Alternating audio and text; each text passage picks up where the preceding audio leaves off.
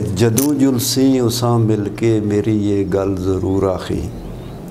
जदों जुलसी उसां मिल के मेरी ये गल ज़रूर आखी, नी भुलकते मुहब्बत बिच जो गुज़रे पल ज़रूर आखी। हालां तक है मेरे दिल बिच मुहब्बत दा असर बाकी, तेरा ना सुन के मत्थे ते नी पैंदे वल ज़रूर आखी। मुकद्दर दियां लिखतां ते मुकम्मल है यकीन मेरा, जो लिख छोड़ी लिखारी सुन नी जुलदी टल ज़रूर आखी।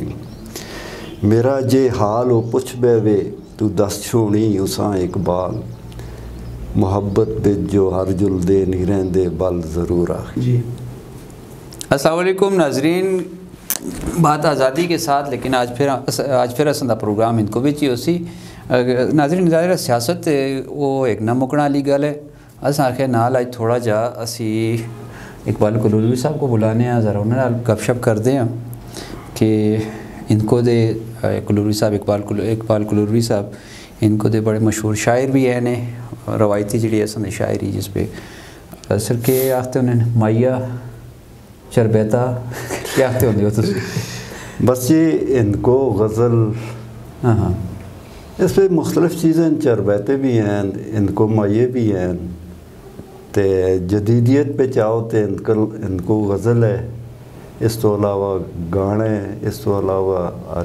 मुख्तलिफ चीज़ें हैं। हाँ मतलब जी मशहूर जी असनाफ जी हैं वो वही तरह चार बिल्कुल, जिस तरह उर्दू में शायरी के अंदर हैं इस तरह इनको के अंदर भी हैं। तो कोशिश असन यही है कि इनको शायरी के अंदर जदीदियत लाई जो है ना, मतलब पुराना ला वो जो टाकियां बैठ के आपो आप एक माहिया बनता होंदा सा, वो ज़्यादा मज़ा करता सा। माहिया हार परोनियाँ नाले तो ना याद करा नाले छम छम रो। हाय हाय हाय हाय। लेकिन जाहिर से देखो माहिया ते हर इंसान अंदर कोई ना कोई शायर ते मौजूद है ना। हाँ ज़ाहिर है जी, ज़ाहिर है। वो एहसासात भी हैं उसको, बिल्कुल। वो जो उसको मौसम अच्छा लगता है उसके अंदर खुशी आती है, जिस गम का शिकार होता है उसको दिला भी परेशानी आती है, तो वो अपने जज्बात का ख्यालात का इजहार ते करते हैं। हाँ वो शायरी की शक्ल में जो अपने जज्बात तुसां पहली दफ़ा कदों तो शुरू करके दस शायरी तुसां के एहसासात हो गया से? मैं ते ये जेड़े शायरी या अदाकारी दो तुसां शोबे मिलकर ही गल अदाकारी विच काम कीता। 1976 विच मैं इसका आगाज़ किया है। अच्छा ज़बरदस्त, मतलब 78 दी मरे या 81 दी पैदाइश है संदी। तो पहली दफ़ा मैं एक स्टेज ड्रामा किया है, उस पर अदाकारी का आगाज़ हो गया। अच्छा, तो फिर उस तो बाद जितने भी स्टेज होंदे रहे मैं उसका बतौर अदाकार कम करता रहा। कम अज़ कम मेरे नज़दीक 150 के लगभग मैं स्टेज ड्रामे किए। अच्छा, इस तो अलावा पाकिस्तान पेशावर टेलीविजन उन्होंने ड्रामे में कम किया, ड्रामे में काम किया। फिर इस तो अलावा सोशल मीडिया आजकल मतलब तुसा इसको एज अ कैरियर नहीं कहता ना, ऐसा मैं बस एक शोल दे तौर पर अपना एक शौक आ सकता, शौक है इसको एज अ कैरियर तुसा नहीं कहता। तो इस दे दरम्यान असें एक तंजीम बनाई इनको दी प्रमोशन वास्ते, यार जी इनको प्रमोट किया जुल इस पे इनको आर्टिस्ट सोसाइटी बनाई असां, उस प्लेटफॉर्म पर जोड़ा असी ड्रामे भी करते रहे। फिर शायरी का शौक पैदा होया। अच्छा, तो चूँकि मेरे को जोड़ा शोबा है अदब का शोबा है, मैं कहा यार हूँ मैं भी शायरी करा तो ही लोगों को बुलावा हमें लोगों ने जोड़ जोड़ के थक गए तो अपने भी सुनावा जी। तो बस फिर उस तो माड़ी मोटी असी शायरी शुरू कर दी थी। अच्छा, तो बस वो सिलसिला जारी है। ज़्यादातर वैसे तुम जी शायरी की है वो कि आपके ज़्यादा तौर तक पसंद रहे? ज़्यादा दुखिया शायरी होंदी है, एक ज़रा खुशी बस मज़ाहिया भी की है जी, तो दुखिया भी की है,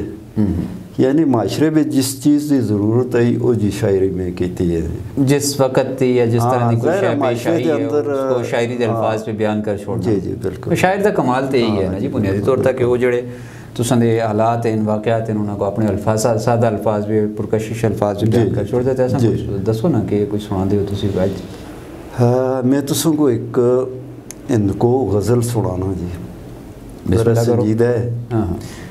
मैं ना होसां ये सारे मंजर जे जे दसदा ओ जे रहसन। हाँ, मैं ना होसां ये सारे मंजर जे जे दसदा ओ जे रहसन, दी ते चंद भी जे आंदे आके लेंदे ओ जे लहसन नज़ामे कुदरत जे टुरदा ओ जे टुरसी ते टुरदा रहसी फुल खिलसन पितू लगसन फल पकसन ते पक के टहसन मैं ना होसां ये सारे मंजर जे दसदा ओ जे रहसन चढ़ चढ़िया डंडूल आसन बदल बरसन ते कट्ठे चढ़सन चढ़ चढ़िया डंडूल आसन बदल बरसन ते कट्ठे चढ़सन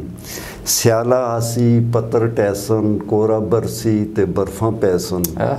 मैं ना होसां ये सारे मंजर जे दसदा ओ जे रहसन लोग दुनिया ते आंदे रहसन हुक्म आया ते टुर जुलसन सुबह उठसन मेहनत करसन खासन पीसन ते राती सहसन मैं ना होसां ये सारे मंजर जे दसदा ओ जे रहसन गरीब ए जे ही रुलदे रहसन मावा बच्चियां को बेचुन जुलसन जहरां खासन फंदे लासन दुखी खलसन दुखी बैसन मैं ना होसां ये सारे मंजर जे दसदा ओ जे रहसन ठीक है मतलब जो हालात है जो कोई नज़र आ रहे हैं वो अपने अल्फाज में बयान कर बस एक इंसान दे अंदर एहसासात हैं जेड़ी चीज़ को बयान कर रखते हैं बयान कीता जुलदा है अच्छा कलूरवी साहब ज़ाहिर है तुसंद अदाकारी दा भी एक बड़ा तवील सफ़र रहे है जी लेकिन इसको मतलब एज अ कैरियर क्यों नहीं अपनाया फिर बस इस तरह के माशी तौर पर अट्रैक्शन ना सी ना माशी तो इस पर कोई प्रॉब्लम नहीं होंदे क्योंकि इस तो ज़ाहिर है कि काम कर सो कोई पैसे ही मिलते हैं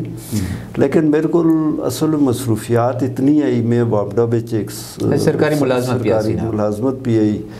मैं जदों पाकिस्तान रेडियो स्टेशन बनया इत्थे एबटाबाद के अंदर मैं पहला अनाउंसर आया अच्छा जिस एज ए अनाउंसर उथा 6 महीने तक काम किया लेकिन मसला ये है कि मेरे को टाइम नहीं आया सर्विस आई गवर्नमेंट की उथा भी टाइम देना होंदा है जितना टाइम होंदा है उस विचों टाइम कट के मैं मतलब अपना शौक पूरा कर दे असो नाल शौक पूरा करते हैं क्योंकि शामी का टाइम होंदा है हुण रेडियो पाकिस्तान तो सुबह जुलो तो शामी तक जिहड़ा है वो पाबंद रहंदे हैं हाँ बिल्कुल लेकिन मैं ये कीता कि थोड़ा जा महीने में 2-3 प्रोग्राम इस तो अलावा भी प्रोग्राम होंदे रहे बतौर मेहमान में उत्थे जांदा रहा ना स्टेज कितना किरदार थे स्टेज ते है जी पिंडी दे अंदर कीता हज़ारा दे अंदर आज़ाद कश्मीर दे अंदर मुख्तलिफ जगहां ते तरबेला इन्हां इलाकों पेशावर इन्हां दे इत्थे असीं जुल के प्रोग्राम करते होने बड़े अच्छे ड्रामे काफ़ी मशहूर रहे उसके रिस्पांस भी ऐसा लोगों की बड़ी मकबूलियत भी ऐसी लोग इस देखते भी होंगे